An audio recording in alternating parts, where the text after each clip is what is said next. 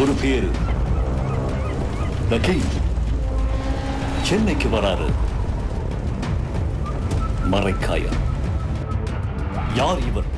ரெட்ரோலுக்ஸ் குடும்பங்களுக்கு வணக்கம். இன்றைய கார்த்திக் விஷன் நிகழ்ச்சியில் தமிழகத்தில் நடக்கும் அரசியல் நிகழ்வுகளை பற்றி பேசலாம். வணக்கம் கார்த்திக். வணக்கம் ஜோ.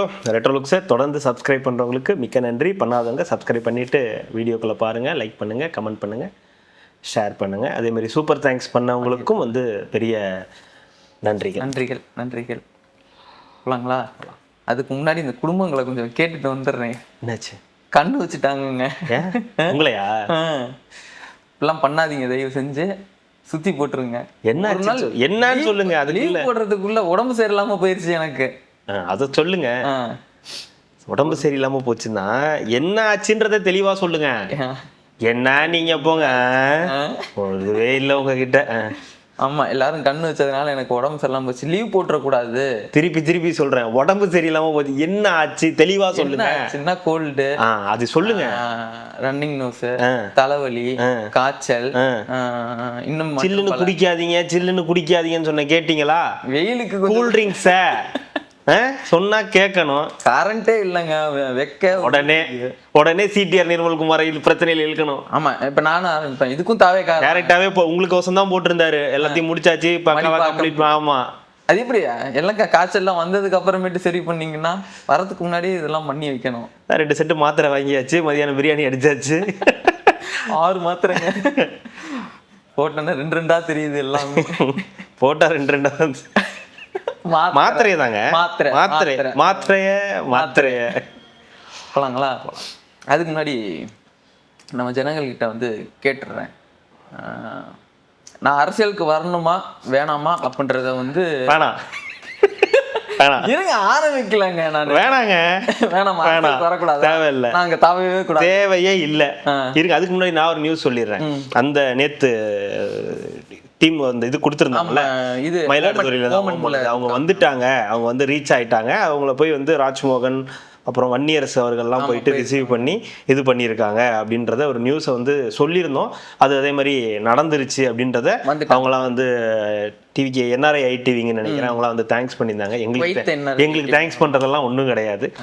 விஷயம் உண்மையாக இருந்துச்சு, அதை நாங்கள் எக்ஸ்பிளைன் பண்ணோம், அவ்வளோதான். வேற ஒன்றும் அதில் இது கிடையாது. ஃபோட்டோஸ்லாம் அனுப்பியிருந்தாங்க. ரொம்ப சந்தோஷம். அப்படி அவங்களுக்கு இது வந்ததில் 19 வருஷம் கழிச்சு அவங்க மீண்டும் சொந்த ஊருக்கே, அவங்க ஊருக்கே வந்ததுன்றதும் ரொம்ப சந்தோஷம். அது இல்லாமல் மயிலாடுதுறை எங்க ஊரு, அதனால அதுவும் கூடுதல் சந்தோஷம் அப்படின்றது நல்ல விஷயம். அதான் அவரும் பேசியிருந்தார், நைட்டு பேசியிருந்தாரு, வாய்ஸ் நோட்லாம் போட்டிருந்தாரு. ரொம்ப நன்றி அப்படின்னு சொல்லியிருந்தாங்க. நாங்க என்னமே பண்ணல.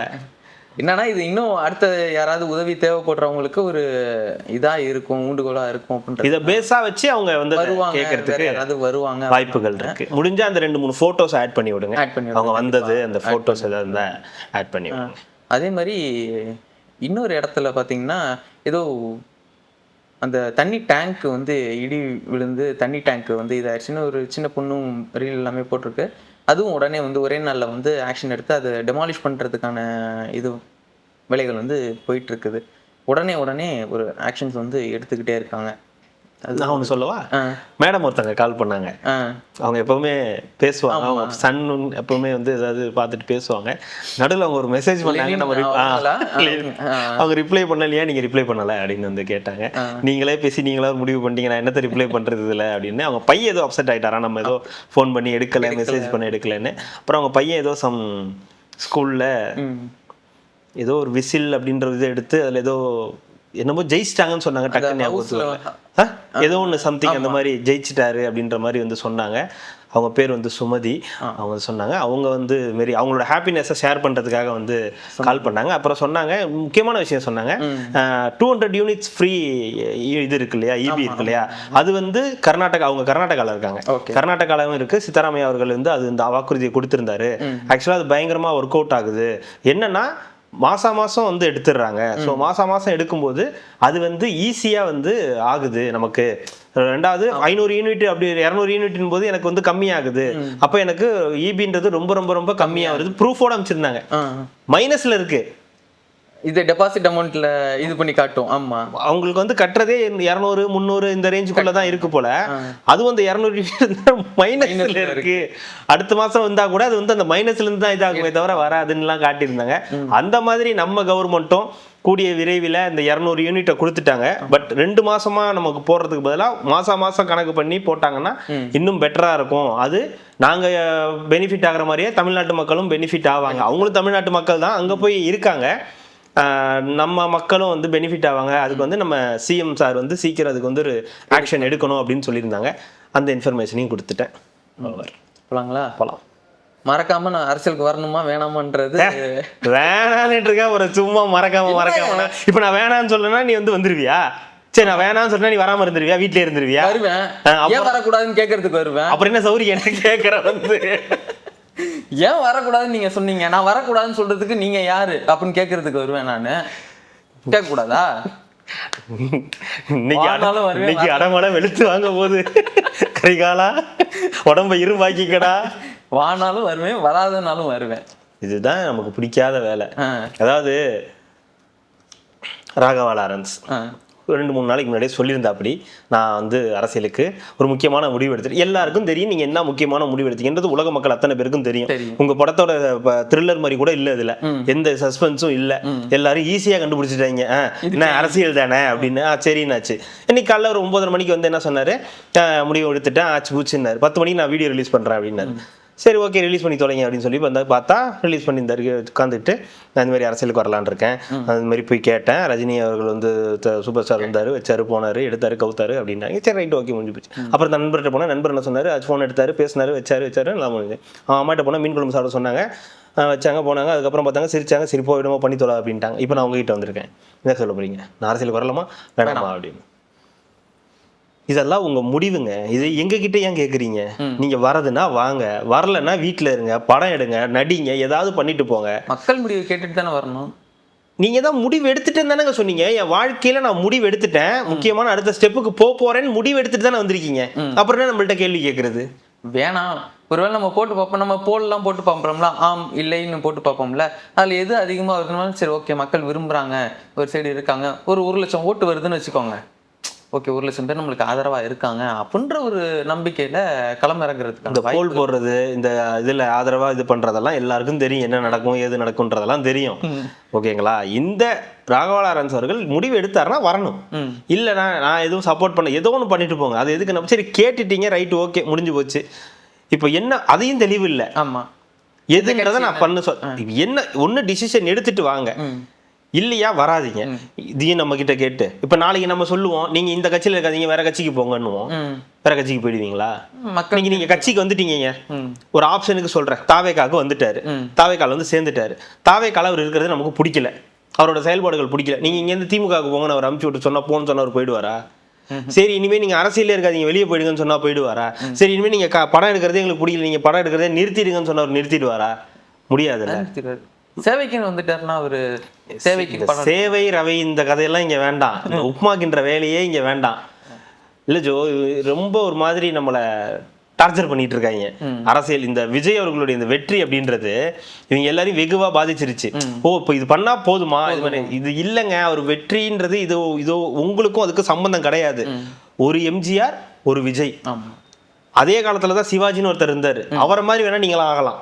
வாங்க, கூட்டம் வரும், எல்லாம் வருவாங்க, ஆனா உங்களை ஓட்டு போட மாட்டாங்க. ஏன்னா இது வேற, இது வேற. எம்ஜிஆர் அவர்கள் எடுத்த அதே துணிவான முடிவை எடுத்தது தான் விஜய். ஓகேங்களா? எம்ஜிஆர் துணிவா திமுக விட்டு வெளியேறினார், வெளியேற்றப்பட்டார், ஏதோ ஒன்று நடந்துச்சு, வெளியே வந்தாரு, ஒரு கட்சி ஆரம்பிச்சாரு, தனிச்சு வந்தாரு, அவரை நம்பி பல பேர் வந்தாங்க. அவருடைய உழைப்புக்காகவும் அவருடைய அந்த முகத்துக்காகவும் பல லட்சம் பேர் வந்து திரண்டாங்க. அதே தான் இங்க 30-33 வருஷமா ஒரு ஃபீல்டில் இருந்தாரு, எல்லார் வீட்டுக்குள்ளாரையும் இருந்தாரு, எல்லார் மக்கள் மனசுலையும் இருந்தாரு, துணிவா ஒரு முடிவு எடுத்தாரு, வந்தாரு, ஜெயிச்சாரு, உட்காந்துட்டாரு, முடிஞ்சு போச்சு. ஓகேங்களா? இவரும் தானே 22 வருஷமா இதுல இருக்காரு, களத்துல இருக்காரு. ஐயா, களக்கான சான்று தான் 4 பேர் பின்னாடி இருக்காங்க. ஐயா, களத்துல இருக்கிறது வேற. ஆனா நீங்க எங்க களத்துல என்ன பண்ணிருக்கீங்கன்றது இருக்குல்ல. நீங்க உதவி செஞ்சிருக்கீங்க, குழந்தைகளுக்காக உதவி செஞ்சீங்க, காசு கொடுத்தீங்க, ஃபண்டு இது பண்ணி, நீங்க வந்து அந்த உதவியை பத்தி யாருமே இங்க பேசல. அரசியலுக்கு வந்து நான் இதை செய்யணும்னு சொல்றீங்கல்ல, அதுலதான் கேள்வி இருக்கு. ஏன் இப்போ லாரன்ஸ் அரசியலுக்கு வரக்கூடாதான்னு கேட்டா அப்படி கிடையாது. நீங்க அரசியலுக்கு வாங்க, அந்த முடிவு கேட்கறது, இந்த முடிவை வச்சு நான் வந்து முடிவு எடுக்கிறேன்னு சொல்றதெல்லாம் அன்வான்டான ஒரு விஷயமா தான் வந்து பார்க்கப்படுது. அதனால அவர் எங்க போனாலும் சரி, இந்த சைடு டிவிக்கேனாலும் சரி, இந்த பக்கம் அண்ணாமலை சைடு நினைக்கிறேன். இப்போ நம்ம எங்கிட்டு போனா நல்லா இருக்கும், ஒரு சைடு வந்து இங்கிட்டு போயிடலாமா, பாய்ஸ் கார்டன் சைடு அந்த சைடு போலாமா, இல்ல தாவேகா சைடு போலாமா, எது மக்கள் கேட்கறாங்க போலாம், அங்கிட்டு போனா எதிர்ப்பு அதிகமா இருக்கான்னு பாக்கல. அந்த பக்கம் போறத பத்தி எந்த பிரச்சனையும் இல்ல. போயிட்டு கொஞ்ச நாள் கழிச்சு தலைவர் வயசாயிடுச்சு, நீங்களே இனிமே பார்த்துட்டு காஞ்சனா 6, 7 இந்த மாதிரி இடுங்க அப்படின்ட்டு போயிட்டாருன்னா வேலை முடிஞ்சு போச்சு, போனது வேஸ்ட் ஆஃப் டைம் ஆயிடும். இந்த பக்கம் வந்தாருனாலும் ஓகே, அது ஏதோ ஒன்று நடக்கலாம், அவர் திருச்சி கிழக்குல போட்டியிடலாம், இல்ல கட்சியில சேர்த்துக்கலாம், இல்ல அண்ணாமலை கூட போய் சேர போறாருனாலும் சேரலாம். ஆனா எது நடந்தாலும் எனக்கு தெரிஞ்சு இன்னும் பெரிய மாற்றம் ஒண்ணு இருக்க போறது இல்லை. அவர் வந்து ஒரு பெரிய தலைவராக வந்து பார்க்க போறது கிடையாது. எல்லாரும் விஜய் கிடையாது, எல்லாரும் எம்ஜிஆர் கிடையாது, எல்லாரும் விஜய் கிடையாது. எம்ஜிஆருக்கு அப்புறம் விஜய் தான் அந்த ரெக்கார்டை பண்ணியிருக்காரு. அப்ப நீங்க அந்த வந்து அதே மாதிரி நம்மளும் வந்துடலாம், நம்மளும் இந்த மாதிரி பண்ணா வந்துடலாம்னா அப்படி கிடையாது. விஜயை மக்கள் நம்புனாங்க. காரணம் அதுக்கு நிறைய இருக்கு, 1-2 காரணம் கிடையாது. ஏதோ வந்துட்டாருப்பா அப்படின்றதெல்லாம் கிடையாது, அதுக்கு நிறைய காரணங்கள் இருந்துச்சு.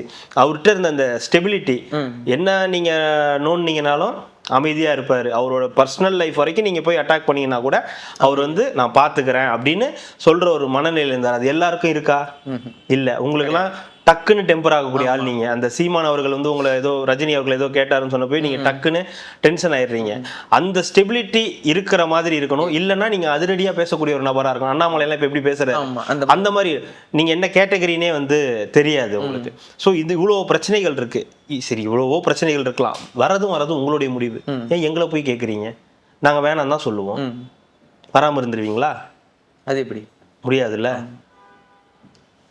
இல்ல இந்த இடைத்தேர்தல், அதுவும் மெயினாக வந்து திருச்சி கிழக்கு இடைத்தேர்தல்லாம் பிளான் பண்ணி வராங்க. இதுக்குள்ள வந்தா ஈஸியா வந்துடலான்ற ஒரு கனவு அதுவும் இருக்கு. அதாவது இப்போ விஜய் அவர்கள் நண்பர் போய் கேட்கிறாரு, திருச்சி கிழக்குல போட்டு அவர் என்ன சொல்றாரு, திருச்சி கிழக்குல நான் வரணும்னா அதுக்கு நான் வந்து அரசியலுக்கு வரணும் அப்படி. ஏன் அரசியல் இல்லாமலே நீங்க வரலாம், டப்புன்னு வந்துடணும். ஏன் அரசியல் இல்லாமலே நீங்க போய் சுயேட்சையா போட்டி போடுங்க. உங்களுக்கு தான் உங்களுக்குன்னு ஒரு பாப்புலாரிட்டி இருக்கு, நீங்க நம்புறீங்களா? நீங்க தனியா போய் நின்று போய் போட்டி போட்டு இடைத்தேர்தலில் நின்று ஜெயிச்சு ஒரு எம்எல்ஏவா உள்ள போயிட்டு மக்களுக்கு சேவை செய்யற வேலையை பார்க்கலாம். அப்ப தாவேகா ஒரு கேண்டிடேட் போடும்ல, அது ஜெயிக்கும்ல, அப்புறம் நான் தோத்து போயிருவேன்ல. தெரியுதுல, அப்போ உங்களுக்கு ஈஸியான ரூட்டா ஒண்ணு தெரியுது. நீங்க போய் இந்த கட்சியில ஜாயின் பண்ணலாம், தப்பு கிடையாது.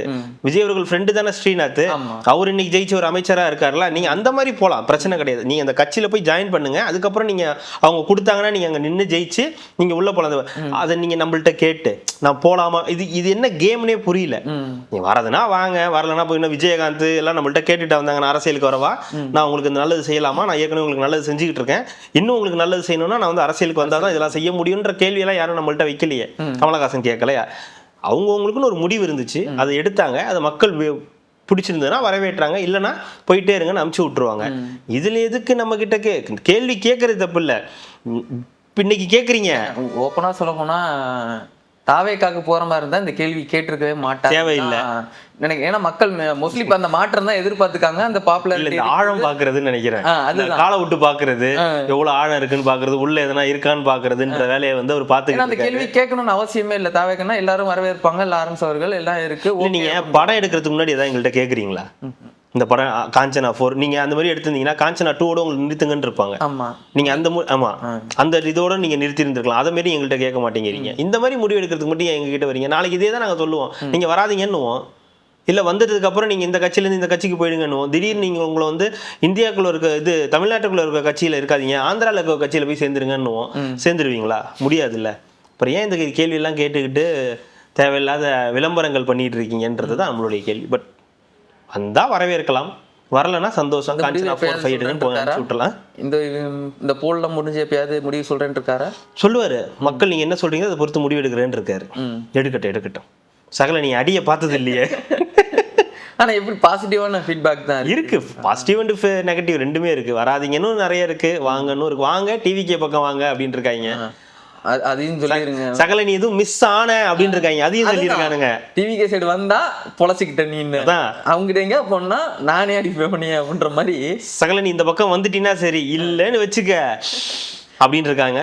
என்ன பண்ண போறாருன்னு தெரியல, பார்ப்போம். அடுத்து நம்ம முதல்வர் அவர்கள் வந்து மூகாம்பிகை கோயிலுக்கு வந்து போயிருக்காரு, நிறைய விஷயம் பண்ணியிருக்காரு. வாள் கொடுத்துருக்காரு, ஒரு வெள்ளி வாள் வந்து 1.6 கிலோன்னு நினைக்கிறேன், 1.5 கிலோ வந்து வாள், வெள்ளி வாள் கொடுத்துருக்காங்க. தானாவே வந்து வண்டி செல்ஃப் டிரைவிங் பண்ணியிருக்காரு.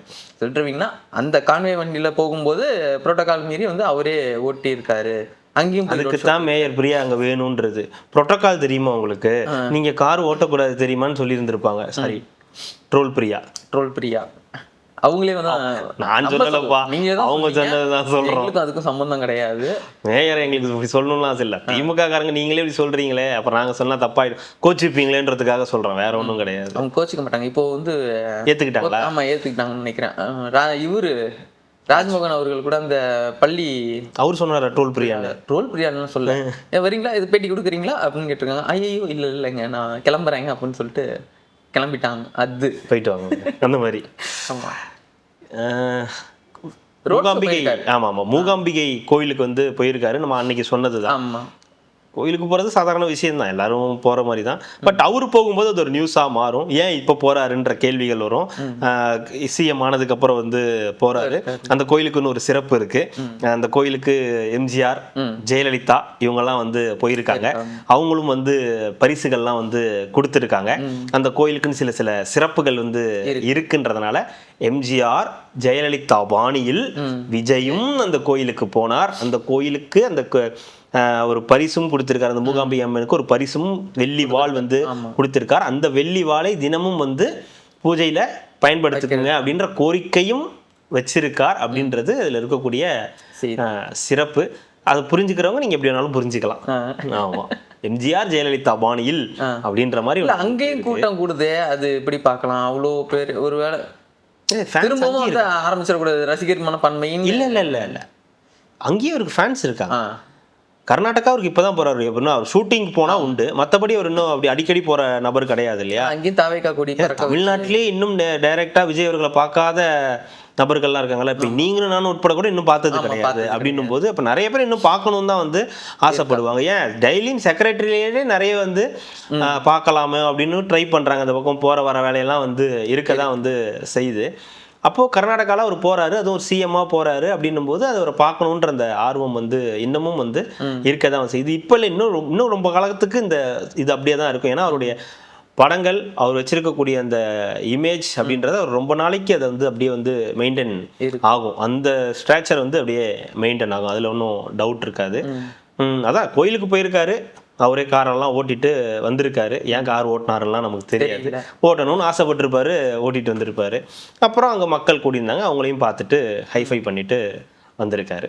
இவ்வளவுதான் இதுல விஷயம். அங்கேயும் அந்த கிரௌடு இருக்குன்றதுக்காக, அந்த அணை கட்டுறதுக்காக மேகதாது அணை வந்து பாத்தீங்கன்னா அது ஒரு பெரிய ஸ்டோரி. இது சும்மா நம்ம ஏதோ உட்காந்து ஒரு 5 நிமிஷத்துல பேசக்கூடிய விஷயம் இல்லை. மேகதாது அணைன்றது சாதாரண இது கிடையாது. அது வந்து இந்த டைம்ல திறக்கணும், அது திறந்து தண்ணி வரணும். அவங்க அணை கட்டுறாங்கன்னா அது நமக்கு ஒரு எவ்வளவு பாதிப்பு இருக்கு, தமிழ்நாட்டுக்கு பெரிய அளவுக்கு பாதிப்பு இருக்கு. அவங்க அணை கட்ட விடாம நம்ம தடுக்கணும், அதை வந்து மேலிடத்துல பேசணும், அதை அவங்க ஒத்துக்கணும். காங்கிரஸ் நம்ம கூட இப்ப கூட்டணியில இருக்கு, அதையும் பார்க்கணும்னு பல விஷயங்கள் இருக்கு. இதை உதயண்ணா என்ன சொல்றாரு அப்படின்றதான் விஷயம். நீங்க வந்து எல்லாத்தையும் பத்தி நீங்க மேகதாது அணையை பத்தி பேசுவீங்களா? இப்போ உங்களுடைய கூட்டணியில் இருக்கக்கூடிய காங்கிரஸ் கூட தானே இருக்கு, நீ அங்கேயே பேசியிருக்கலாமே, கர்நாடகா தானே போனீங்க, அங்க போய் அவங்கள்ட்ட பேசியிருக்கலாமே வச்சு. அவன் தான் கேஸை போட்டு அங்க போயாச்சு. ஏற்கனவே அவனுக்கு நமக்கு வாய்க்கா தகராறு இப்படின்ற மாதிரி ஏற்கனவே நமக்கு இதுக்கு பிரச்சனை போயிட்டு இருக்கு. அந்த மீட்டிங்ல எல்லாரும் பார்த்துக்கிட்டாங்க, ஓகே முடிஞ்சு போச்சு. இப்போ அவர் போய் வழக்கு போட்டு அது அடுத்த கட்டத்துக்கு போகணுமா? அவரு போய் கர்நாடகா சிஎம் போயிட்டு டிகே சிவகுமார் போய் மோடியை பத்தி பேசுறாரு. இவர் சில விஷயங்களை போய் பேசிட்டு வந்திருக்காரு. இதை சட்ட ரீதியா அணுகுவாங்க, இல்ல இது பேச வேண்டிய இடத்துல பேசி இதை தடுக்கலாங்க. ராகுல் காந்தியே கூட இருக்காரு, அப்ப இதை எப்படி தடுக்கணும்ன்றது தெரியும், அவங்க அந்த கூட்டணியில் இருக்கக்கூடியவங்களுக்கு தெரியும். இது ஓகே. இப்போ சிஎம்மா இருக்கக்கூடிய விஜய் அவர்கள் பேசலன்னு சொல்றது ஓகே. இதுக்கு முன்னாடி நீங்க அப்படிதானே இருந்தீங்க. 20 வருஷமா நீங்க தானே அண்ணன் தம்பி புழங்கிட்டு இருந்தீங்க. காவிரியில குளிக்கிறதா இருந்தா அண்ணன்ட்ட கேட்க தேவையில்லை, ஆனா அதுவே கங்கையில குளிக்கிறதா இருந்தா அண்ணன்ட்ட கேட்டு தானே ஆகணும் அப்படின்றதானே வாழ்ந்துகிட்டு இருந்தீங்க.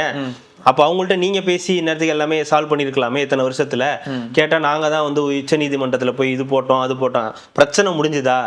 இல்ல நீங்க இந்த இது முடிஞ்சோடனே அவங்க வந்து அணை கட்டுறதுக்கு அங்க தயாராயிட்டாங்களே. அப்ப நீங்க பேசுறதுலயே உங்களுக்கு அர்த்தமே இல்லையே.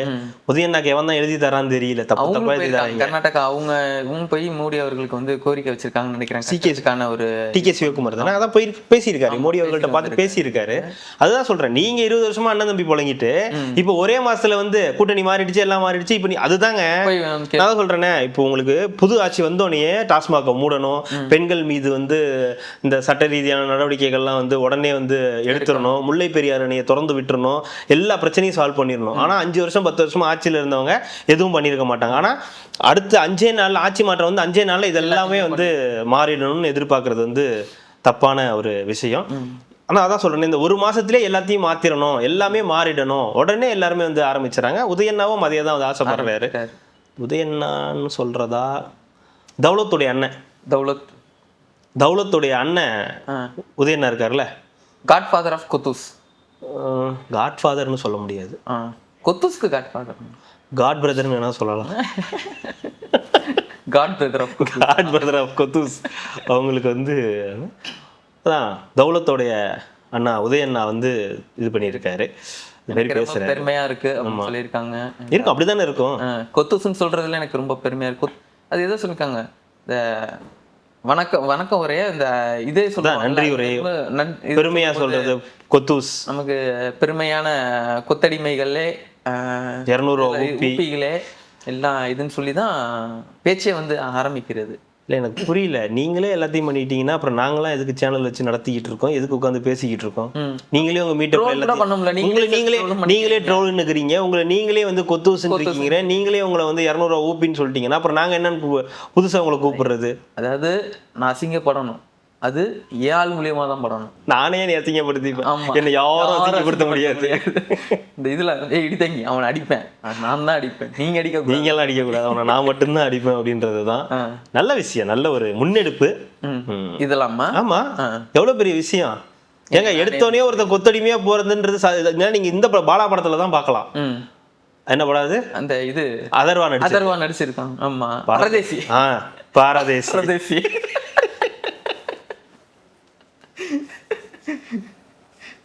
ஐயோ படத்தை சொன்னேங்க,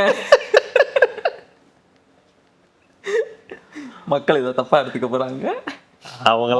பாலா அவர்கள் எடுத்த படம் நல்லா இருக்கும், பாலா அடி வாங்குவாங்க. பாலா அவர்கள் எடுத்த பரதேசி, அந்த படத்துல பரதேசி அப்படின்னு பரதேசி படத்துல கொத்தடிமையா போவானுங்க. ஆமா, அது நடந்து பல 100 ஆண்டுகள் இருக்கும், அதை எடுத்து வச்சிருந்தாங்க. அதை இன்னமும் கடைபிடிக்கிறது ஒரு இயக்கம்னா அது இந்த இயக்கமா தான் இருக்கும், வேற யாரும் கிடையாது. இயக்கங்க இது. ஆமா, கொத்தடிமையாவே இருக்கணும்னு நினைக்கிறதெல்லாம் ஒரு பழக்கம். அது அடுத்து நாங்கள் குடும்ப கொத்தடிமைகள், வாழையடி வாழையாக நாங்க கொத்தடிமைகள். வாழையடி வாழையாக, ஆலமரமாக கொத்தடிமை. வாழையடி வாழை எங்க இருக்கு, ஆலமரம் எங்க இருக்கு, என்ன ரெண்டுத்துக்கும் முடிச்சு போடுற? இங்கேயும் கள்ள தொடர்பா? நீ என்ன வாழை மரத்துக்கு ஆலமரத்துக்கும் கல்யாணம் பண்ணி வச்சுக்கிட்டு இருக்க? வாழை ஆளை போல. அடுத்தது நமக்கும் தாவேக்காவுக்கும் ஏதாவது அண்டர் கிரவுண்ட் டீலிங் இருக்கான்னு கேட்டிருக்காங்க. ஆமா, இருக்குதா? ஒரு டீலிங்கும் இல்ல. அதுதான் அது வைத்தியலிங்கம் அவர்களோட கேஸ், அந்த வீட்டு வசதி வரிய அமைச்சராக இருக்கும்போது 29 கோடின்னு நினைக்கிறேன், 28 கோடி இருக்கும். சும்மா 27.9 போடுறது மூடி வச்சதை பத்தி நம்ம பேசணும். இன்னைக்கு காலைல பார்த்தோன்னா அடுத்த பால் போட்டிருக்காங்க, யாக்கர் பால் தான். அரசியல் கோமதி ஏங்க அப்படி எல்லாத்தையும் தூக்கி உள்ள போட்டுட்டீங்கன்னா அப்ப யாருன்னு நம்ம வந்து அரசியல் பண்றது? அதை கேட்டவர் அரசியல் கோமதி அப்படின்னு அதை வந்து வெளிக்கொண்டு வாங்க. ஆமா, அதை இப்ப செஞ்சிருக்கிறது அருண் IPS அவர்கள் தான். நீங்க கேட்டீங்க இல்லையா, ஏன் இதுக்கு தான் அவங்க வந்து சொல்றாங்க. மூடப்பட்ட கேஸ், வழக்கெல்லாம் முடிஞ்சு எல்லாம் ஒண்ணும் இல்லைங்க முடிஞ்சிச்சுங்க அப்படின்னு தூக்கி போட்ட கேஸ அது எப்படி முடியும்? நான் இருக்கேன்ல, நான் ஓபன் பண்றேன் அப்படின்னு சொல்லி அந்த அப்படியே அதை தூக்கிட்டு எடுத்து வந்து இங்க மறுபடியும் ஓபன் பண்ணி ஆரம்பிக்கிறாங்க. அதுல அறப்போர் இயக்கமும் தங்களை வந்து க்ளோசர் என்னமோ சொன்னாங்க, அந்த இதுல தங்களையும் வழக்குல வந்து சேர்த்துக்கணுன்றதுக்கு க்ளோசர் ரிப்போர்ட் எதுவும் போட்டிருந்தாங்க. அதுல வந்து சேர்த்துக்கணும்னு சொல்லி அவங்களும் ஒரு மனுவை வந்து கொடுத்துருக்காங்க. தனியா போகாதீங்க, நானும் வரேன். இடி அறப்போர் இயக்கம் விடுறதா இல்ல, வாங்கடா ஒரு கை பாத்துடலாம்டா இவனுக்கு என்னதான் அப்படின்னு சொல்லி. ஆமா, நீங்க என்ன அசால்ட்டா ஒரு 27 கோடி ரூபாய் லஞ்சம் வாங்கிக்கிட்டு அதை வந்து ஆட்சி மாற்றம் அது வேற கட்சிக்கு போனோடனே அது உடனே அதை வந்து க்ளோஸ் பண்ணிடுவாங்களாம். அதை வந்து வேடிக்கை பார்க்கணுமா? முடியாது ராஜா அப்படின்னு சொல்லி, இங்க வாங்க, எங்க போறீங்க, இதோ வந்துடுறோனே, போலாம் இருங்க அப்படின்னு சொல்லி அப்படியே அந்த மறுபடியும் இந்த கேஸை எடுத்துட்டு வந்து மறுபடியும் ரீஓபன் பண்ணி இது பண்ணியிருக்காங்க. சிக்கிறதுக்கான அதிக வாய்ப்புகள் இருக்கு. செந்தில் பாலாஜி, கே நேரு, வைத்தியலிங்கம், 3 அனிதா ராதாகிருஷ்ணன் ஒன்று போயிருக்குன்னு நினைக்கிறேன். இருக்கு அது ஒன்று 4 பெரிய இருக்கு இல்ல எல்லாமே வரிசையா இருக்கு, போட்டுக்கிட்டே விரைவில் இருக்கு. எல்லாமே வந்து ஒண்ணுக்கு ஒண்ணு சலச்சதில்லைன்னுவாங்கல்ல, அந்த மாதிரி ஒண்ணுக்கு ஒண்ணு சலச்சதில்லைன்றதுனால அடுத்தடுத்து வழக்குகள் தலைவரோட முடியல கை வைக்க போறீங்க, அதுதான் நடக்குது. ஆனா இவ்வளவு வச்சுக்கிட்டு இவங்க எப்படி வந்து ப்ரௌடு கொத்தடிமை, சும்மா சாதாரணமா வரலடா, சுமந்துக்கிட்டு வரலடா, படுத்துக்கிட்டு வரலடா, உட்கார்ந்துக்கிட்டு வரலடான்னு எப்படி பேசுறாங்கன்றதுதான் வந்து புரியாது. இவ்வளவு இல்லங்க, இவ்வளவு பிரச்சனைகள் இருக்குல்ல, இவ்வளவு வழக்குகள் இருக்கு, இவ்வளவு லஞ்சம் லாவண்யா வாங்கியிருக்காங்க, இவ்வளவு கொள்ளடிச்சிருக்காங்க. ஒவ்வொரு நம்பருமே பாருங்களேன், 888 கோடி, 357 கோடி, 27 கோடி ரூபாய் ஒரே இதுல லஞ்சம் அப்படின்னு இவ்வளவு பிரச்சனைகள் இருக்கு. ஒரு அமைச்சரை வந்து இன்னைக்கு ஒரு பழைய அமைச்சரை தாவேக்கால சேர்க்கறதுக்கு இவ்வளவு பிரச்சனைகள் இருக்கு. ஒரு விஜயபாஸ்கர் அவர்கள்ன்ற சேர்க்கறதுக்கு முன்னாடி குட்கான்ற ஒரு பேர் இருக்குன்றதுனால அவர் சேர்க்கறதுக்கு இன்னைக்கு வரைக்கும் தயக்கம் காட்டுறாங்க. அவங்களுக்கு அமைச்சரவை கொடுக்கறதுன்னு ஓகே பண்ணி இப்போ வந்து கொடுக்க முடியாத அளவுக்கு வந்து நகர்ந்துருக்கு. காரணம் மக்கள் நம்ம மேல வச்சிருக்க பார்வை தப்பா போயிடும், நம்ம ஒருவேளை விஜயபாஸ்கர் அவர்களையும் வேலுமணி அவர்களையும் சேர்த்தோம்னா நம்ம மேல மக்கள் வச்சிருந்த அந்த நம்பிக்கை வந்து கெட்டு போயிடுன்றதுனால இதனால வரைக்கும் யோசிக்கிறாங்க விஜயபாஸ்கர் அவர்களை சேர்க்கறதுக்கு, சிவி சண்முகம் அவர்களை சேர்க்கறதுக்கு. ஆனா 75 வருஷம் இருக்கக்கூடிய வாழமர கட்சி அசால்ட்டா வந்து சேர்க்கிறீங்க. யார் கட்சி வந்தாலும் சேர்த்து இப்பயும் சேர்த்திருக்காங்க தாவேக்கால. ஆனா யாமலி பெரிய அளவுக்கு ஊழல் இவங்க அப்படி பண்ணிட்டாங்க அப்படி இல்ல. ஆனா இன்னைக்கு வரைக்கும் விஜயபாஸ்கரை சேர்க்கல.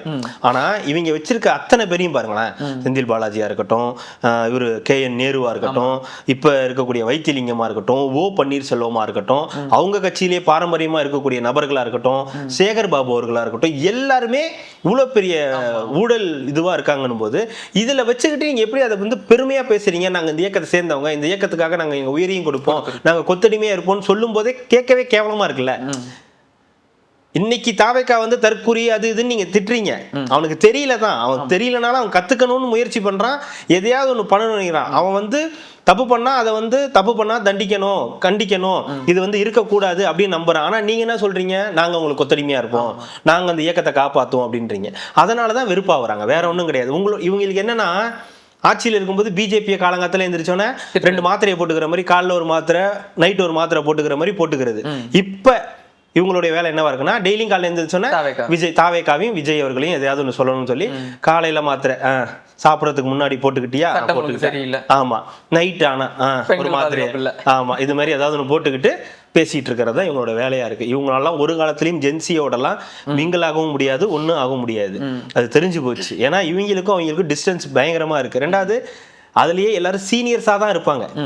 ஒரு புதுசா வந்து ஒரு இது பண்ணணும்ன்றதெல்லாம் கிடையாது. ஏன்னா நீங்க பாரம்பரியமா இருக்கிறது தானே இருப்பாங்க, அவங்களுடைய வாரிசுகளாக தானே இருப்பாங்க. அவங்கள மீறி நீ அதை தாண்டி உள்ள போய் அவங்கள்ட்ட பதவியை வாங்கி இந்த ஆட்சி மாற்றத்தை ஏற்படுத்தி அரசியல் மாற்றத்தை உருவாக்குறதுக்குள்ளார எல்லாமே முடிஞ்சிடும். இந்த போய் சேர்ந்துருக்காங்களே ப்ரௌடு கொத்தூஸ், அவங்களுக்கே 75 வயசு ஆயிடும். அப்புறம் வேற ஒரு ப்ரௌடு கொத்தூஸ், ப்ரௌடு கொத்தூஸ் வரணும், அப்புறம் தான் இதெல்லாம் நடக்கும். ரெண்டாவது இன்னொரு விஷயம் நடந்திருக்குது, ஒரு அறிக்கை வந்திருக்குதான் திமுகவுக்கு, ஒரு குழு கொடுத்திருக்காங்க ஒன்று இந்த அறிக்கை, தோல்விக்கான காரணங்கள். விஜய் அவர்களின் மக்கள் செல்வாக்கை குறைத்து மதிப்பிட்டது. அதுக்கப்புறம் வந்து என்னென்னமோ தேர்தல் சின்ன இதெல்லாமே உள்ளாட்சிகள்ல வந்து இது பண்ணாதது, அப்புறம் வந்து மாவட்ட செயலாளர்களை பத்தி ஏதாவது சொன்னோம்னா அதை வந்து போய் கண்டுக்காதது, கட்சியில இருக்கக்கூடிய தொண்டர்களுடைய எளிய தொண்டர்களுடைய குரலை வந்து கேட்காம அப்படியே அசால்ட்டா இருந்தது அப்படின்னு எல்லா காரணமும் வந்து இப்போ இன்னைக்கு வந்து அடுக்கிருக்காங்க. இப்ப தெரியுதா இது இன்ஸ்டாவால ஆகலன்றது? இப்போ புரியுதா? வெறும் இன்ஸ்டாகிராம் கிடையாது, உங்களுடைய பிரச்சனை. உங்களுடைய காதுகளுக்கு வந்த செய்தியை நீங்க ஒரு நாளும் ஏத்துக்கல, நீங்க அசால்ட்டா ஓ விஜய்க்கு அந்த பக்கம் சும்மா இருப்பா, அதெல்லாம் சும்மா நடிகருப்பா, அதுக்கெல்லாம் ஓட்டு போட மாட்டாங்கப்பா அப்படின்னு சொன்னதா இருக்கட்டும்.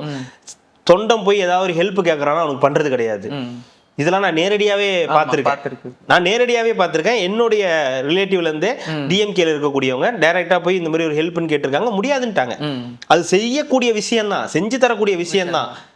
இங்க இவர் தான் அமைச்சர் மா சுப்பிரமணியம் தான், அவர்கிட்ட தான் போயிருந்தாங்க, நடக்கலையே. நேரடியாவே அந்த அனுபவம் இருக்கு. அப்போ எளியவங்களுக்கு, அவங்களுக்கு கட்சிக்காரங்களுக்கே அவங்க வந்து ஹெல்ப் பண்ண முடியாத ஒரு நிலைமை. ரெண்டாவது எங்க பார்த்தாலும் இது நடக்குது அது நடக்குதுன்னா எதையும் கண்டுக்கிறது கிடையாது. அதிகாரிகள் கூட சேர்ந்துக்கிட்டு ஆட்டம் போட்டது. அதனோட விளைவு தான் இன்னைக்கு வந்து நீங்க ஆட்சி இழந்து நிக்கிறீங்களே தவிர இன்ஸ்டாகிராம் கிடையாது. அதுதான் சொல்ல வரேன், இன்ஸ்டாகிராமால உங்க ஆட்சி போல. அதுக்காக அந்த வீடியோ மட்டும் மறக்காம போட்டுருங்க. ஐயோ ஆமா, அந்த கருமாந்திரத்தை தயவு செய்து போட்டுருங்க. அந்த கருமத்தெல்லாம் எங்களால பார்க்க முடியல. ஆளுங்க 20 பேரை வெட்டி போட்டா நீ என்ன பெரிய பீச்சாவா? ஏய், உன்னை தான் நாங்க எதிர்பார்த்தேன். நல்ல நேரத்துக்கு நீ அங்க வரல. கெட்டவனுக்கு நல்ல நேரம் ரொம்ப நாள் இருக்காது. உன் கெட்ட நேரத்துக்கும் என் நல்ல நேரத்துக்கும் மவன சீக்கிரமே என்கிட்ட மாட்டுவடா. சனியன் சகட. சனியங்கிறது நான் வச்சுக்கிட்ட பட்டம் இல்ல, மக்கள் எனக்கு வச்ச பட்டம். புடிச்சா விட மாட்டேன். டேய், நான் உனக்கு ஜென்ம சனிடா. நான் பார்த்தாலே நீ வெந்து வெந்து செத்துருவேன். டேய், டேய், டேய், டேய், கத்தியே செத்துறாத. நீ என் கையால சாகணும். பீச்சா. நாங்க வேணா பேசி ஆட்சியை வேணாலும் கலைச்சிடுறோம். தயவு செஞ்சு இதெல்லாம் இதெல்லாம் பண்ணாதீங்க, மென்டல் டார்ச்சரா இருக்கு. இது கூட பரவாயில்லங்க. இன்னொருத்தர் அனுப்புறாங்க, அந்த மனுஷன் இதை புதுசா ட்ரை பண்ண கிளிசரின் வச்சுட்டு கண்ணு கிண்ணெல்லாம் இது பண்ணிட்டு அழுக வரல. ஆனா இப்பயாவது நம்ம அழுது ஆகணுமேனு போன் வச்சு இப்படின்றாப்புல என்னடா அப்பயும் வந்து தொலைல தான். அதுக்கு ஆப்போசிட் இருக்கும் பலாரணும்னு அடைஞ்சிருந்தா வந்திருக்க போது அதுக்கு எவ்வளவு கஷ்டப்படணும். ஆனா இதெல்லாம் எங்களால பாத்துக்க முடியல, சகிக்க முடியல. தயவு செஞ்சு இதெல்லாம் வேணான்னு சொல்லுங்கண்ணா அப்படின்னு. ரெண்டே ஆப்ஷன் தான். ஒண்ணு மெட்டாக்காரன் இன்ஸ்டாகிராம க்ளோஸ் பண்ணணும், இல்ல இந்த ஆட்சி மாற்றம் ஏற்பட்டு இவங்களே ஆட்சியில உட்கார வச்சிடணும், நம்மளாம் வேற நாட்டுக்கு போயிடணும். இது ரெண்டு நடந்தா மட்டும்தான் இது வந்து நிறுத்த முடியும். என்னங்க லேண்ட்லைன் போனுங்க அது? ஏன்னா வயரே இல்லாம எப்படி எடுத்துருவாங்க? வந்துட்டான். இது உண்மையாவே திமுக தான் டிஸ்டர்ப் பண்ணுது பைத்தியம். லேண்ட்லைன் போனு அதை வச்சுக்கிட்டு இது பண்ணிட்டு இருக்கான், இன்ஸ்டாகிராம்ல வீடியோ போட்டிருக்கான். சனிய சகடை. ஆமாண்டா, சனிய சகடை தான்டா. யாரா இல்லைன்னா அவங்கள இதை வேற நீங்க கன்ஃபார்ம் வேற பண்ணிக்கணுமா? இந்த படம் பார்த்திருக்கீங்களா? பழைய படம் கவுண்டமணி. இது அரசியல்வாதியா இருப்பார்ல. ஆமா, நம்ம அடிக்கடி பாப்போம். மருக்கு பாண்டி. ஆமா. ஹலோ போலீஸ் ஸ்டேஷனா? எது காசு கேட்கறானா? வெட்டி போனையே ஏண்டி அவன் கடைசியா கேட்பாரு, ஏங்க பெரிய ஒரு பாவமா, ஏண்டி போனையே அவன் தான் இப்ப இருந்து வைக்கிறான், பெல்லே அடிக்கல, நான் எடுத்து பேசுறேன், இவங்கிட்ட எல்லாம் காசு இருக்கலாமான்னு வரல. அந்த மாதிரி தான் இருக்கு. இவங்க கிட்ட எல்லாம் இன்ஸ்டாகிராம் போகலாமா? தயவு செய்து நிறுத்திடுங்க, எங்களால முடியல. ஏங்க இன்ஸ்டாகிராம் கூட நம்ம அதிகமா போறது கிடையாதுங்க. எக்ஸ்லயே இன்ஸ்டாகிராம்ல இருக்கிறத தூக்கி எக்ஸ்ல வேற போடுறாங்க. யாரா உங்களுக்கு அக்கௌண்ட் ஓபன்? தாவேக்காரன் மன்றாடி கேட்கறான், போடாதீங்க ப்ளீஸ் அப்படின்னு. ஸோ இந்த மாதிரி வந்து டார்ச்சர் பண்ணாதீங்கன்றதான் நம்ம அவங்கள்ட்ட வைக்கக்கூடிய கோரிக்கையா இருக்கு. அதே மாதிரி எனக்கு வந்து இந்த 2 கேஸையுமே எடுக்கணும். அம்மா அவர்கள் வந்து இந்த இறந்த மர்மம் இருக்குனால அந்த கேஸு, அப்புறம் கொடநாடு வழக்கு, இதையும் கொஞ்சம் தோண்டி எடுத்தாங்கன்னா. நான் என்ன சொல்றேன், 30 days ஒன்லி. என்ன எப்ப பார்த்தாலும் திமுகவே நீங்க அழிக்கணும்னா அப்ப அதிமுக இருக்கு. அதுதாங்க அதிமுக அதுவா எதுவும் பண்ண வேண்டாம். அவர் 19ஆம் தேதி இது போட்டிருக்காரு, என்னது மின்வெட்டுக்கு எதிராக கண்டன ஆர்ப்பாட்டம். ஆமா, 18ஆம் தேதி சட்டப்பேரவை, 19ஆம் தேதி மின்வெட்டுக்காக ஆர்ப்பாட்டம் பண்ண போயிரு. ஏன்னா இங்க வந்தா கேள்வி கேட்பாங்க, ஏதாவது ஒரு மாதிரி இருக்கும்ல, ஏதாவது நடக்கும். அதனால அதுக்குள்ளதான் இங்க எல்லாரும் சரி பண்ணிடுவாங்கல்ல, ஓரளவு ரெக்டிஃபை ஆகிட்டே வருது. அதுதான் சொல்றேன், எல்லாம் முடிஞ்சதுக்கு அப்புறம் போய் ஆர்ப்பாட்டம் பண்ணாரு. அவரோட பிரச்சனை அது கிடையாது. இங்க வரணுமே, அங்க வந்து உட்காரணுமே, பின்னாடி போய் உட்காரணும், கேள்வி கேட்பாங்க, ஒரு மாதிரி இருக்கும். அப்புறம் அவங்க 2 பேருக்குள்ள சண்டை நடந்துகிட்டு இருக்கோம். இங்க எல்லாம் இங்க உட்காருங்க அப்படின்னுவாங்க.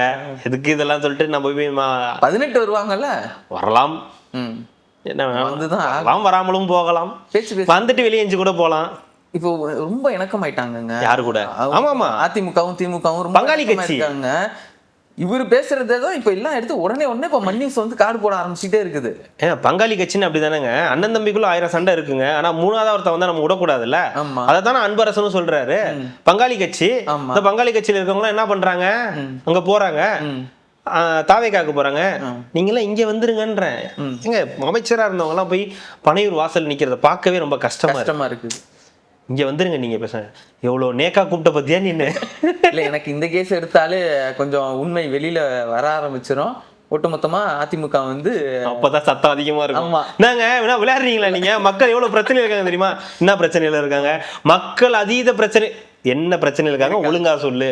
மக்கள் பிரச்சனையில இருக்காங்க, கேஸ் எடுக்கிறீங்களாமே, அது வேணான்றாங்க மக்கள். இது எடுக்கணும்ன்றது ஏன்னா அது ஒரு மர்மமாவே இருக்குதுங்க. அது அந்த யாருங்க என் வீட்டுல பாம்பு போட்டது? எனக்கு தெரியாதுப்பா. ஏங்க ஒண்ணு போட்டோன்னு சொல்லுங்க, இல்ல போடலன்னு சொல்லுங்க, அது என்னங்க தெரியாது, என்னங்க பதில் அது? அந்த மாதிரிதான், இந்த மாதிரிதான் இருக்கும். எடப்பாடி அவர்கள் 19ஆம் தேதி இந்த ஆர்ப்பாட்டம் பண்ண போறதா வந்து சொல்லியிருக்காரு. எப்படியாவது எங்க இருந்து வெளியே போனோம், அதுக்கு இது ஒரு காரணமா வச்சு கிளம்பிடுவாருன்னு நினைக்கிறேன். போயிட்டு இருக்கு. அடுத்தது தாமோ அன்பரசன் சொல்ல அதான் அன்பரசன் அது சொல்லிட்டு சொல்லு விட்டுட்டு எதுக்கெல்லாம் ஓட்டு போட்டாங்கன்னா 2500 ரூபா கொடுக்குறான், 4000 ரூபாய் இளைஞர்களுக்கு வேலை வாய்ப்பு இல்லைன்னு சொன்னா கொடுக்குறேன்னு சொன்னான், விவசாயம் இது பண்றேன்னு சொன்னா அது பண்றேன்னு சொன்னா, இப்ப பாத்தீங்களா ஆனா இது வரைக்கும் எதுவுமே பண்ணல அப்படின்னா. எனக்கு அது பார்க்கும்போது எது ஞாபகம் வந்துச்சுன்னா டாக்டர் படம் நினைக்கிறேன். அழுகுறான். ஆமா அழுகுறான். அழுகுறான். ஏய் அழுகுறடா பகார் இல்லை அழுகுற கவுந்திக்கா இது வலிக்குதா. அது கடைசியில் பொன்மீட் நேட்டி போட்டு பூ வச்சு அனுப்பப்படும் அப்படின்வாங்கல்ல, அந்த மாதிரி வச்சு அனுப்பியிருக்காங்க. இல்ல இதெல்லாம் இன்னும் ஒரே மாசத்துல செஞ்சிருவாங்களா? சரி, அவரோட அறிக்கையில கூட அவர் இது ஒரே நீங்க தான் மாற்றம்னு கேட்டீங்கல்ல. தாவேக்காவோட அறிக்கையில 30 நாட்களில் எல்லா வாக்குறுதிகளும் நிறைவேற்றப்படும் ஒரு சொல்லவே இல்லை.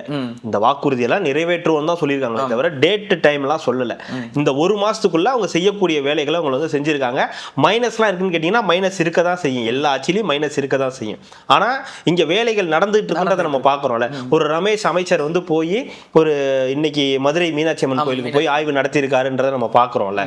அது அங்க வந்து வேலைகள் நடக்குது, அவர்கிட்ட வந்து குறைகளை சொல்றாங்க, அந்த குறைகளை அவர் கேட்கிறாருன்றதை நம்ம வந்து பாக்குறோம்ல. அதை வந்து உடனடியாக நடவடிக்கை எடுக்கணும்ன்றதையும் வந்து சொல்றாருல. இப்ப ராஜ்மோகன் போறாரு, ராஜ்மோகன் போனா நிறைய பிரச்சனைகளை வந்து சொல்றாங்க. அதே மாதிரி இந்த ஒரு பாலியல் ஆளானதுக்கு வந்து கேட்டப்ப கூட அது எந்த கட்சியா இருந்தாலும் நான் வந்து சொல்றேன், இன்னைக்கு அமைச்சரா சொல்ல ஒரு கட்சிக்காரனா சொல்றேன், கண்டிப்பா அவங்க மீது தக்க நடவடிக்கை எடுக்கப்படும், அதுக்கு எந்த விதமான இது இல்லைன்னு சொல்றாருல. அந்த மாதிரி நீங்க என்னைக்காவது சொல்லியிருக்கீங்களா? இல்ல அது தவிர நீங்க இருந்தாலுமே அண்ணா யூனிவர்சிட்டி சம்பவம் நடந்தப்ப நீங்க என்ன சொன்னீங்க? அங்க கூட இவர் கிடையாது, அவரு கிடையாது, அவரு வேற ஞானசேகரன், இவர் வேற ஞானசேகரார், அப்படி கிடையாது இப்படி கிடையாது. மாசு அவருக்கு மாசு போய் வீட்டுல சாப்பிட்டாருன்னு அவர் ஒன்னே திமுக ஆயிட மாட்டார், ஆச்சு பூச்சுன்னு சொல்லிட்டு சட்டமன்றத்திலிருந்து உங்க தலைவர் என்ன சொன்னாரு? அவர் திமுகவின் அனுதாபிதான் அப்படின்னு சொல்றாரு. சத்யராஜ் கூட தான் அனுதாபின்னு சொல்லிட்டு இருக்காரு. அவரும் இவரும் ஒன்னா, இப்ப இவரும் அனுதாபி அவரும் அனுதாபியா? ஆனா இங்க அது மாதிரி இல்ல உங்களுக்கு. ஆமாங்க நடந்திருக்குது, தக்க நடவடிக்கை, என்ன நடவடிக்கை இருந்தாலும் நாங்க எடுப்போம், யாரா இருந்தாலும் எந்த உயர்ந்த இதுல இருந்தாலும் நாங்க வந்து எடுப்போம்னு சொல்றாங்கல்ல. எல்லா அமைச்சர்களும் அவங்களுடைய பொறுப்புகளோட செயல்படுறாங்கல்ல. தெரியுதோ தெரியலையோ செயல்படணும்ன்ற அந்த எண்ணம் இருக்குல்ல. ஆனா உங்ககிட்ட நீ கேட்டா நாங்க சீனியர் 75 வருஷம் 135 வருஷம் என்னமோ கதையெல்லாம் சொல்றீங்க, ஆனா உங்ககிட்ட நடவடிக்கையே இல்லையே. உங்க கட்சிக்காரனே நீங்க மதிக்கிறது இல்லையே. ஒரு வணக்கம் வச்சா வணக்கம் வைக்கிறது இல்லையா? அவனுக்கு தேவையான உதவிகளை நீங்க செய்யாமலேயே செய்ய மாட்டேன்ட்டீங்கல்ல. அதுதான் பஞ்சாயத்து. ஆனா இவங்க அவங்க செய்யறாங்கல்ல, அது இவங்களுக்கு பொறுக்க முடியல. இதெல்லாம் ஒரே மாசத்துல நடந்துடணுமா? ஏன் அடுத்தடுத்த மாசம் என்ன பண்ண போறீங்க? அது சொல்ல முடியாது. உலகம் அழியுதுன்னு உள்ள பிறக்கிறதுக்கே 10 மாசம் டைம் கொடுக்குறாங்க, டேட்டு கொடுக்குறாங்க. ஒரு குழந்தை பிறக்கிறதுக்கே 10 மாசம் டைம் கொடுக்குறாங்க. ஒரு ஆட்சிக்கு நீங்க குறைஞ்சது 3 மாசம் கொடுக்க மாட்டீங்களா? மாற்றம் ஆமா மாற்றம் வேணும் தான் சொன்னாங்க. ஒரே மாசத்துல எங்களுக்கு மாற்றம் வேணும்னு சொல்லலையே. பண்ணி வச்ச கரை அந்த அளவுக்கு இருக்குது. தேய்ச்சி வச்சுட்டு இப்ப திடீர்னு வந்து அவனை ஊத்தி பெனாயில ஊத்தி கழுவினே போகவே மாட்டேங்குதுன்னு சொன்னா பொறுமையா தான் போகும். அது வரைக்கும் நீ அழுதுகிட்டே தான் இருக்கணும், வேற வழி கிடையாது. அழுதுகிட்டே இருங்க. அதே மாதிரி இவரு டி.கே. பிரபு அவர்கள் அந்த கனிம வளம் அந்த மணல் விலை இதெல்லாம் ஏறிடுச்சு அப்படின்னு சொல்லிட்டு இருந்தது. அதுவும் ஒரு ஃபேக் நியூஸ்ன்ற மாதிரி தான் சொல்லிட்டு இருந்தாங்க. ஃபேக்காகவே நியூஸ் வந்து ஸ்ப்ரெட் பண்ணிட்டு இருக்காங்க. அப்படி ஏதாவது ஏற்றி இது பண்ணணும் அப்படின்னு நினச்சிங்கன்னா அவங்களுக்கு ஒரு மாதிரி ஒரு மிரட்டல் தோணில, நான் இந்த மாதிரி வச்சு பண்ணிட வேண்டாம், வந்து நம்மளை மிரட்டி பார்க்கலாம் அப்படின்னு நினச்சிங்கன்னா இது வந்து ஆகாது ராஜா அப்படின்னு சொல்லியிருக்காரு. மாவட்ட செயலாளர்கள் கூட்டம் அந்த மாதிரி இதோ அந்த விஜய் அவர்கள் சொன்ன விஷயங்கள் என்னன்னா, இந்த மாவட்ட செயலாளர்கள் இந்த மாதிரி இருக்கிறவங்கலாம் இந்த இது எடுத்துடலாம், டெண்டர் எடுத்துடலாம், சம்பாதிச்சிடலாம், ஒயின் ஷாப் பார் எடுத்து லைசன்ஸை வாங்கி சம்பாதிச்சிடலாம், இல்லை போலீஸ் ஸ்டேஷனில் போய் கட்ட பஞ்சாயத்து பண்ணலாம், அது மூலயமா நம்ம வந்து பெரிய ஆளுன்னு காட்டிக்கலாம் அப்படின்லாம் நினச்சிக்கிட்டு இருக்காதீங்க. அதுக்கெல்லாம் இங்கே வாய்ப்பே கிடையாது. அதெல்லாம் நீங்கள் உங்கள் மைண்ட்லேருந்து எடுத்துருங்க. அமைச்சர்கள் தப்பு பண்ண மாட்டாங்க, அவங்களுக்கு கீழே இருக்கக்கூடிய நீங்கள் ஏதாவது தப்பு பண்ணி மாட்டிக்காதீங்க அப்படின்ற வார்னிங்கை அந்த கட்சி வந்து கொடுத்துருக்கு. அது மாதிரி செயல்பட்டுக்கிட்டாங்கன்னா இவங்களுக்கு நல்லது. இல்லைன்னா கட்சிக்கு இருக்கிறதுக்கு ஆட்கள் நிறைய இருக்காங்க, செயல்படுறதுக்கான ஆட்கள் நிறைய குவிஞ்சு கிடக்குறாங்க, காத்துக்கிட்டு இருக்காங்க. இல்ல வேற கட்சியில இருந்தவங்களும் குவிஞ்சிருக்காங்க, உள்ள இருக்கிறவங்களும் குவிஞ்சிருக்காங்க. அதனால பார்த்து சூதானம் இருக்கு. உங்க பதவியை காப்பாத்தி, உங்க பதவியில இருக்கிறவங்க அந்த பதவியை காப்பாத்திங்க. அதுதான் செய்யக்கூடிய செய்தியா இருக்கு. அவங்க சொல்லக்கூடிய செய்தி அதுவாதான் இருக்குது. அடுத்தது அசோக் குமார் லஹாரி அந்த நிதி தலைவர் வந்து சொல்லியிருக்காரு, விஜய் அவர்களோட 2035 1.5 ட்ரில்லியன் வந்து அவரோட பொருளாதாரம் வந்து இலக்கா இருக்குது. இது வந்து சினிமால நடக்கிற மாதிரி இருக்கு, அவரோட விஷனே வந்து வேற ஆச்சரியமா இருக்குன்றாரு. அப்படி ஒரு இதுன்றது தாட்டுன்றதே எனக்கு ரொம்ப ஆர்வமா இருந்துச்சு. அவர் பேசுற அந்த சொன்ன விஷயம் ரொம்ப ஆர்வமாகவும் ஆச்சரியமாகவும் இருந்துச்சு. அவரை சினிமால தான் பார்த்துருக்கோம், நேரில் பார்த்தோன்னா கொஞ்சம் சந்தோஷமா இருந்துச்சு. அவர் பேசின விஷயமும் வந்து ஒரு மாதிரி ஆச்சரியமா இருந்துச்சு. 1.5 ட்ரில்லியன்றது சாதாரண விஷயம் கிடையாது. அதை இலக்கா வச்சு 2035 இலக்கா வச்சு நம்ம வந்து செயல்படணும் அப்படின்னு அவர் வந்து சொன்னதுன்றது சாதாரண விஷயம் கிடையாது. வரது எல்லாமே கர்நாடகா அனுப்பி விட்டுட்டு இருக்கீங்க, ஆந்திராக்கு அனுப்பி விட்டுட்டு இருக்கீங்க, நீங்க எல்லாத்தையும் அனுப்பி விட்டு 1.5 ட்ரில்லியன் எப்படி வரும்? அதெல்லாம் முடியலன்னு அது பார்த்துக்கலாம், அது சொல்லும் போது பார்த்துக்கலாம். அப்படி சொல்ல இல்லைங்க, ஒரு உங்களுக்கு ஒரு விஷன் இருக்குல்ல, ஒரு முதலமைச்சர் ஒரு நிதி ஆயோக் கூட்டத்தை தவிர்க்கலன்றதே இப்போ வந்து ஒரு பெரிய ரெக்கார்டா இருக்கு. அந்த இடத்துக்கு போகல, அந்த இடத்துக்கு போகாமலே இங்க உட்காந்துட்டு ஃபயர் விட்டுட்டு இருந்த காலம்லாம் இருக்குல்ல, போவே இல்லை, தவிர்த்துட்டாரு. அவரே இங்க பாத்துக்கிறேன்ட்டாரு. இங்க டாஸ்மாக்ல 1 மணி நேரம் கூடுதலா ஓட்டி நானே பாத்துக்கிறேன் அப்படின்னு சொல்லிட்டாருன்னு இவங்களே ஆமா ஓட்டி பாத்துக்கலாம், 2 மணி நேரம் 3 மணி நேரம் ஓட்டி பாருங்க. பாலாஜி இங்க வந்துருச்சுங்க, அதான் நீங்க இப்ப ஆதரவா பேசுனீங்கல்ல, அதனால 1 மணி நேரம் பாலாஜி இங்க வாங்க, ஒரு 3 மணி நேரம் எக்ஸ்ட்ராவா ஓட்டுங்க அப்படின்னு சொல்லி பாத்துக்கலான்ற மாதிரிலாம் இருந்துச்சு. ஆனா இப்ப அப்படியெல்லாம் இருக்கக்கூடாது அப்படின்றதுதான். அப்போ 1.5 ட்ரில்லியன் ஒரு முதலமைச்சருக்கு ஒரு இலக்கு இருக்கு அப்படின்னா அப்போ அவர் அதை நோக்கி ஏதோ ஒரு பயணம் பண்ணணும் அப்படின்னு வந்து நினைக்கிறாரு. அது இல்லாமல் அவருடைய மூவ் எதுவுமே தப்பா இல்லைங்க, அவருடைய பொலிட்டிக்கல் மூவ் எதுவுமே ராங்கா இல்லை. அவர் வந்து எம்பியை கொடுத்துட்டாரு, எல்லாரும் தப்புன்றாங்க. ஆனால் அவர் அதை பற்றி அவர் யோசிக்கவே இல்லை. நமக்கு ஒரு எம்பி வேணும்னு அவர் யோசிக்கல. இந்த எம்பி நமக்கு இருக்கிறத விட அங்க இருக்கிறவங்க தான் முடிவு பண்றாரு. அதே மாதிரி கூட்டணி ஆச்சு, எதுவும் ஒரு தப்பு பண்ணல. கூட இருக்கிறவங்களுக்கு கூட்டணியில அமைச்சரவையில பங்கு கொடுத்திருக்காரு, அதுவும் ஒரு நல்ல மூவா போயிட்டு இருக்கு. அதே மாதிரி காங்கிரஸ் இவங்களெல்லாம் வந்து சேர்த்து இருக்காரு, அங்க போய் எல்லாரையும் சந்திக்கிறாரு. அப்போ பொலிட்டிக்கலா எந்த தப்புமே இது வரைக்கும் பண்ணல, கரெக்டா தான் வந்து போயிட்டு இருக்காரு. என்ன இவங்க நம்ம சொல்லக்கூடிய குறை என்ன பாருங்க, நீங்க வந்து பிரஸ்ஸையே மீட் பண்ணல, அது மக்களுக்கு அந்த பிரச்சனையே இல்லையே.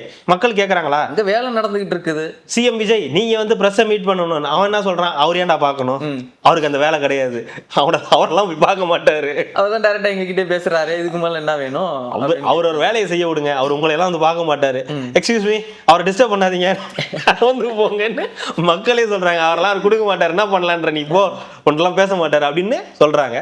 ஆனா நம்மளுடைய இது ஒரு பிரஸ் மீட் கொடுக்கறதுனால இன்னும் கொஞ்சம் ஒரு எலாபரேட்டா மக்களுக்கு நம்ம மக்களுக்கு தெரியும், தமிழ்நாட்டு மக்களுக்கு தெரியும், உலக. ஆனா மற்ற மாநிலங்களுக்கும் இப்படி ஒன்று நடந்திருக்குன்றத அவர் எக்ஸ்பிளைன் பண்ணும்போது இன்னும் கொஞ்சம் பெஸ்டா போகும்ன்றது ஒரு ஒப்பீனியன். அது பண்ணி தான் இருக்கும்போது இவரோட விஷன் பெருசா இருக்குது சொல்லும் போது அது ஒரு பெரிய விஷயம். அதை எல்லாரும் சேர்ந்து அதை எக்ஸ்பிளைன் பண்ணி அதை எடுத்துட்டு போயிடுவாங்க. பட் அவங்கள்ட்ட பிரஸ்கிட்டே சொன்னா அது மற்ற மாநிலங்களுக்கும் போய் சேரும், அந்த மக்களுக்கும் போய் சேரும், சேராதவங்களுக்கும் போய் சேரும்ன்றது ஒரு ஒப்பீனியனா இருக்கு. அதை சொல்றேன் நான். அதே மாதிரி ஆனா அதை சொன்னாலே இவங்க என்ன சொல்லுவீங்க, அதை இவங்க திரிச்சு விட்டுருவாங்க. ஏதோ ஓடுது பாருங்க, ஓடட்டும் ஏதோ ஜங்கிள்ல இருக்கிற மாதிரியே இருக்குது, என்னன்னு தெரியலையே. ஹைகோர்ட் வந்து இங்கே நம்ம அரசாங்கத்தை வந்து புகழாரம்னு சுட்டி இருக்கு. என்னன்னா ஒரு ஜாதி மதம் கடந்த ஒரு எலெக்ஷன் இது வந்து பார்க்கலாம். ஓட்டுக்கு காசு கொடுத்து வெற்றி பெறணும் அப்படின்ற அந்த இதை வந்து டோட்டலாகவே எல்லாமே மாற்றிருக்கு. என்னன்னே சொல்லிடலாம். அதை ஒரு கார்டா கூட போடுங்க. போட்டுருங்க.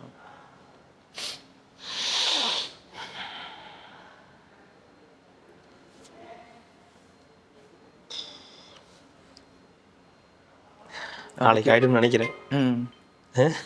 ஓப்பன் ஆகும் நாளைக்கு ஆயிடும். நாளைக்கு பாருங்க நம்மளோட நிதி நிலைமை எல்லாம் எப்படி இருக்குது, நம்மளை பார்த்து என்னென்னலாம் கேட்குறாங்கன்னு. மக்கள் ஜாதி மதங்களுக்கு அப்பாற்பட்டு வாக்களிப்பார்கள் என்பது தமிழ்நாடு சட்டப்பேரவை தேர்தல் மூலம் நிரூபணமாகியுள்ளது. சாதி என்ற காரணிகளை பெருமளவில் புறக்கணித்து ஒரு அரசாங்கம் அமைக்கப்பட்டுள்ளது. மக்களின் மனநிலை மாறும்போதுதான் அரசு உண்மையான மாற்றத்தை கொண்டு வர முடியும் என்பதை நினைவில் கொள்ள வேண்டும். இந்த அரசு மக்களின் மனதிலிருந்து சாதியை ஒழிப்பதற்கான பொறுப்பையும் முன்முயற்சியும் எடுக்க வேண்டும். கௌரவ கொலை என்பது சாதிய பாகுபாட்டின் உச்சக்கட்ட சாதி வெறியின் வெளிப்பாடாகும். சாதி வெறி இந்த தேசத்திற்கு ஒரு சாபக்கேடு என்று உச்சநீதிமன்றம் குறிப்பிட்டுள்ளது. ஒருவர் எவ்வளவு சக்தி வாய்ந்தவராக அல்லது சலுகை பெற்றவராக இருந்தாலும் ஒவ்வொருவரும் ஏதோ ஒரு வடிவத்தில் சாதி வெறியில் உள்ளனர்.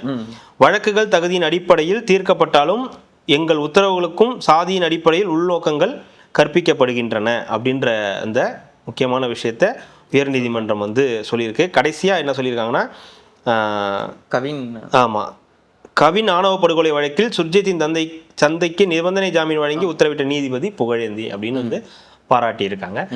எப்படி ஒரு அரசை வந்து உயர்நீதிமன்றமோ உச்சநீதிமன்றமோ வந்து இல்லை திட்டும் போதும் இந்த இது நீங்கள் வந்து தப்பு பண்ணியிருக்கீங்க அப்படின்னு சொல்லும்போது நம்ம சொல்கிறோமோ, ஒரு அரசை பாராட்டும் போதும் சொல்ல வேண்டியது நம்மளுடைய கடமை. அந்த வகையில் இந்த அரசுக்கு ஒரு 30 நாளுக்குள்ளாரியே இப்படி ஒரு பாராட்டு, அதுவும் அவங்களுடைய வெற்றியை வந்து குறிக்கும் விதமாக அந்த மக்களுடைய மனநிலை இதுதான், சாதி பதம்லாம் இங்கே ஒரு விஷயம் கிடையாது, அதுக்கு நம்பி மட்டுமே மக்கள் ஓட்டு போடலை, நல்ல மாற்றத்திற்காக மக்கள் ஓட்டு போடுவாங்க, அதை இந்த அரசு முன்னெடுத்திருக்கு, அதுக்கு வந்து நடத்தி காட்டியிருக்காங்க மக்கள் அப்படின்னு சொல்லி மக்களுக்கும் சேர்த்து இந்த பாராட்டை வந்து உயர்நீதிமன்றம் வந்து கொடுத்துருக்குன்றது உண்மையான விஷயம். நல்லது. கண்டிப்பாக கார்த்திக், அவ்வளோதான். இன்னைக்கு மோஸ்ட்லி ஒரு போர்ஷன்ஸ் வந்து கவர் பண்ணியாச்சு. இது வந்து நாளைக்கு ஏதாவது சம்பவங்கள் நடந்துச்சுன்னா, நடக்காமல் தினம் நடந்துக்கிட்டு தானே இருக்குது, நடந்துச்சுன்னா அதை பற்றி பேசுவோம். கண்டிப்பாக மீண்டும் சொல்கிறோம், பார்ப்போம். நீங்களும் பேசாமல் அரசியல் கட்சி ஆரம்பிச்சிருங்க. அவர் வரணுமா வேணாமான்னு சொல்லுங்க. வந்தா வராரு, வரலன்னா போறாரு, யாருக்கு என்ன பிரச்சனை? பண்ணி நல்லது பண்ணலாம்ல ஒரு நாள். ஐயா வந்தாருன்னா அது அவரோட பிரச்சனை, வரலன்னா மக்கள் பிரச்சனை, அவ்வளவுதான். அவர் வருவாருன்றது எல்லாத்துக்குமே தெரியும். உங்களை சொன்னேன். நான் என்ன சொல்லணும்? அடுத்து ஒரு போலிங் கேட்டுருங்க. என்னன்னு? இவ்வளோ தூரம் பண்ணிட்டு இருக்கீங்க, மக்கள் குறையெல்லாம் எடுத்து சொல்லிட்டு இருக்கீங்க, அது ஏன் நம்ம கிட்ட ஒரு அதிகாரம் இருந்துச்சுன்னா நம்மளே வந்து டைரக்டா மக்களுக்கு நல்லது பண்ணலாம்ல. உங்களுக்கு நல்லா தெரியும் அதிகாரம் எவ்வளவு தூரம் செல்லுபடியாகும்னு. காலையில ஒருத்தனை ஃபோன் அதை பதிவு பண்ணியே ஆகணும் இன்னைக்கு. வேணாம், நாளைக்கு சொல்றேன். நாளைக்கு சொல்லலாம். தம்பியை வரட்டும், வந்ததுக்கு அப்புறம் சொல்லுவோம் விஷயத்தை. அப்பதான் வந்து இன்ட்ரெஸ்டிங்கா இருக்கும். நாளைக்கு அவனுக்கே சொல்லுவோம், காலையில சொல்லக்கூடாது, சாயந்தரம். தொடர்ந்து பேசுவோங்க. மிக்க நன்றி. மகிழ்ச்சி.